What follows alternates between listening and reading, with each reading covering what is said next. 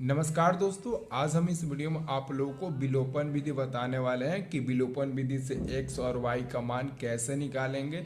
आपके बोर्ड परीक्षा में एक क्वेश्चन जरूर रहता है कि विलोपन विधि से आप लोग x और y का मान निकालिए।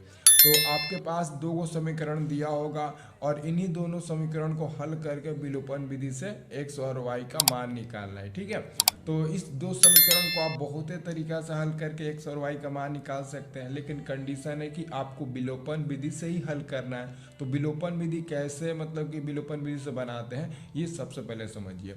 तो आपके पास दो गो समीकरण दिया है, जैसे कि मैंने दो समीकरण ले रखा है। 3x माइनस 5y बराबर में 4, ये हमारा समीकरण नंबर 1 है। और दूसरा हमारा समीकरण है 9x माइनस 2y बराबर में 7, ये हमारा क्या है, समीकरण नंबर 2 है।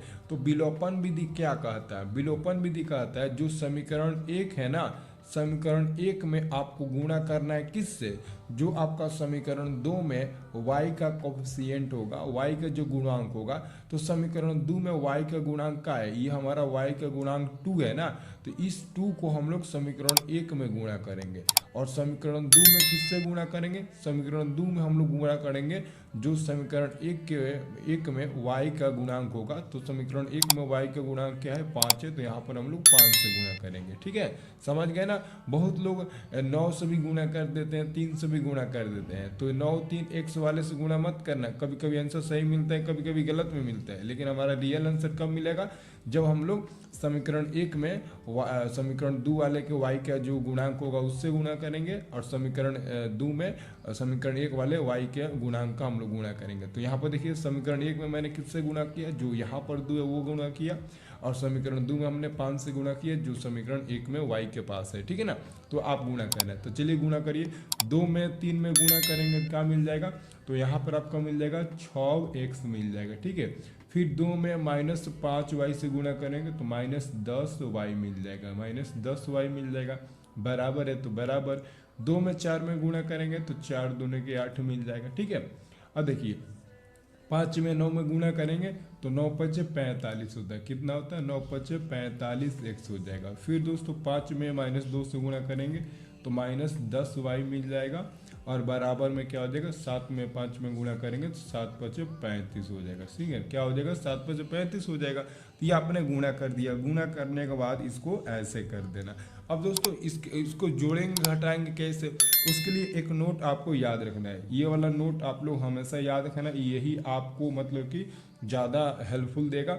अगर दोस्तों कोई भी मतलब जब ऐसे बनाने के बाद ना, अगर आपको माइनस माइनस माइनस माइनस या फिर प्लस प्लस दिखे तो आप लोग क्या लिखना, आप लोग लिखना घटाने पर। क्या लिखोगे?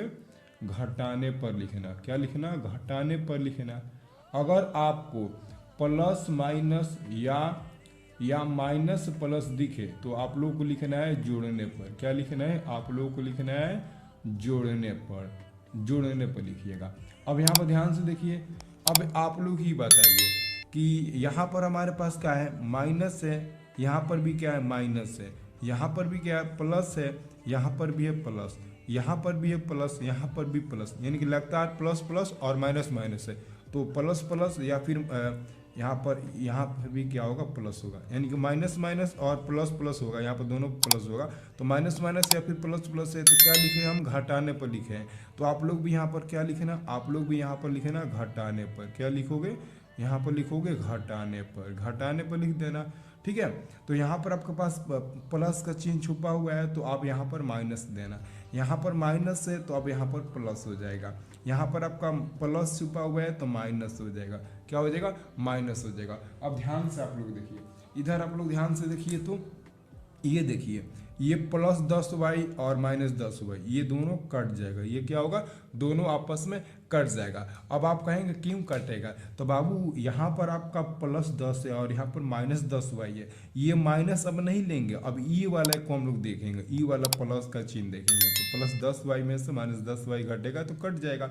अब देखिए ये आपका माइनस 45x है और ये आपका 6y है। तो अगर मैं आपसे कहूँ कि माइनस 45x में से प्लस 6x घटाइए तो माइनस ज़्यादा है तो 45 ज़्यादा है ना, तो -45 में से +36 घटेगा तो माइनस आपका 39 बचेगा। तो यहाँ पर क्या लिखेगा, -39 लिखेंगे, एक से तो x लिखेंगे बराबर। अब देखिए यहाँ पर -35 में से आपको 8 घटाना है, तो -35 में से +8 घटाइएगा तो कितना मिल जाएगा, इसमें से घटाइएगा तो कितना मिलेगा, आपका मिलेगा 27, वो भी कितना मिलेगा, माइनस में 27। तो ये आपका माइनस में 27 मिला और ये आपका माइनस में 39 मिला, तो यहाँ पर लिखेंगे माइनस में 27। अब दोनों बगल इधर भी माइनस है इधर भी माइनस है, तो दोनों ओर से हमारा माइनस और माइनस कैंसिल हो जाएगा।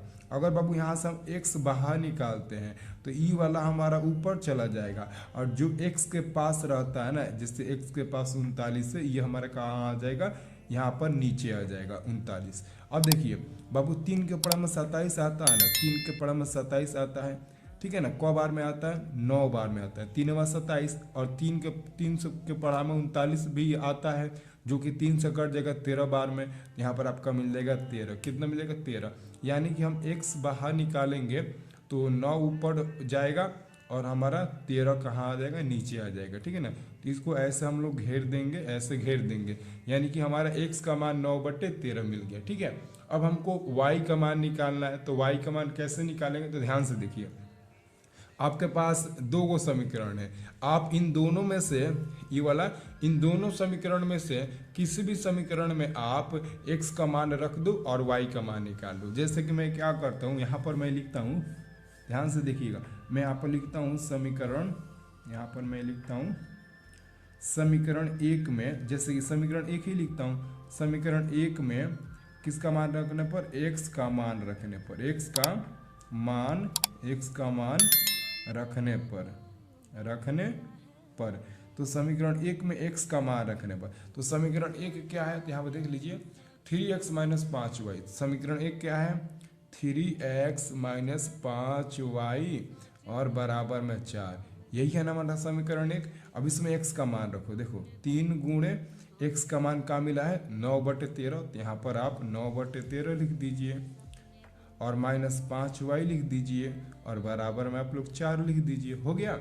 अब 3 में 9 में गुणा करेंगे, कितना मिल जाएगा, 9 3 27 बटा में 13 और माइनस में आपका 5y मिल जाएगा और बराबर में आपका 4 मिल जाएगा। अब इसको बाटा का घटाव बना लीजिए, तो ये आपका 27 मिल जाएगा, माइनस में 13 × 5 = 65 y मिल जाएगा, 65y और बाटा में आपका मिल जाएगा 13 और बराबर में आपका 4। अब 13 जाकर 4 में गुणा हो जाएगा, तो ये आपका 27 और -65y मिल जाएगा और बराबर है 13 × 4 = 52, ये मिल जाएगा ना। अब ध्यान से देखिए, अब हम क्या करते हैं, ये -65y को रहने देते हैं बराबर। अब देखिए 52 में से ये 27 जाकर उधर घट जाएगा, 27 घट जाएगा, यानी कि -65y बराबर क्या हो जाएगा, 52 में से 27 घटेगा, कितना मिलेगा, तो 12 में से 7 घटेगा तो आपका मिल जाएगा 5 मिल जाएगा, 4 में से 2 गया तो 25 मिल जाएगा। इतना मिल गया आपका, कितना मिल गया, 25 मिल गया। अब अगर आप y का मान बाहर निकालते हैं तो 25 ऊपर चला जाएगा और आपका -65 नीचे आ जाएगा। तो 5 से 25 5 बार में कट जाएगा और ये आपका कट जाएगा 65 कितना बार में, 13 बार में, तो -13 बार में कट जाएगा 5 से, ठीक है। तो हमारे पास y का मान कितना मिल गया, 5 ऊपर और -13 नीचे, यानी कि y का मान हमारा कितना मिल गया, 5/13 और यहाँ पर हमारे पास x का क्या मान मिला था, 9/13। तो ये हमारा विलोपन विधि से x और y का मान निकल गया।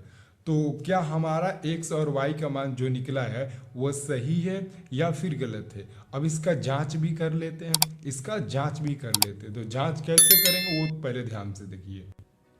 अब यहाँ पर हम लोग जांच भी कर लेते हैं, तो जांच कैसे करेंगे, तो जांच में दोस्तों हम क्या करेंगे, सबसे पहले आपको पता होना चाहिए x का मान 9/13 मिला है, y का मान 5/-13 मिला है, और जो हमारे पास दो गो समीकरण था, यही ना आपका पहला समीकरण था, ये आपका दूसरा समीकरण था। अगर आपको जांच करना है तो समीकरण 1 में नहीं तो समीकरण 2 में x और y का मान रखो, देखो कि बराबर वाला के बराबर आ रहा है कि नहीं।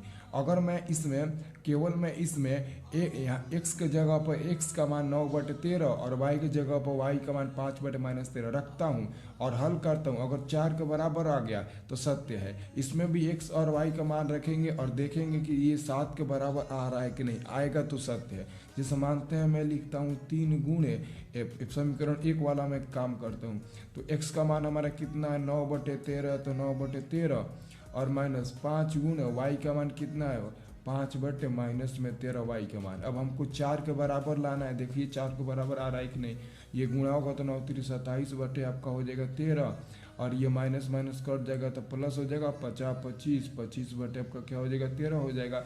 अब इन दोनों कैल्शियम निकालेंगे तो 13 मिल जाएगा और ये जुटेगा तो कितना मिल जाएगा 7 5 12 को 2 और ये आपका 52 मिल जाएगा, यानी कि 52/13 और 13 चौके 52 4 बार में कट जाता है तो 4 आंसर मिल गया। देखो 4 के बराबर इधर आ गया कि नहीं, देखिए तो ये और ये 4 के बराबर आ गया कि नहीं। वैसे ही इसमें भी रखिएगा तो 7 के बराबर आ जाएगा, मतलब कि ये जो हमारा मान निकला है सही है, आप वहीं पर सही सोच सकते हैं। मैं ये जांच करने के लिए आपको बताया ताकि आपको मतलब कि बेहतरीन से बेहतरीन समझ में आ जाए, ठीक है ना। आप जांच भी ऐसे कर सकते हो, ठीक।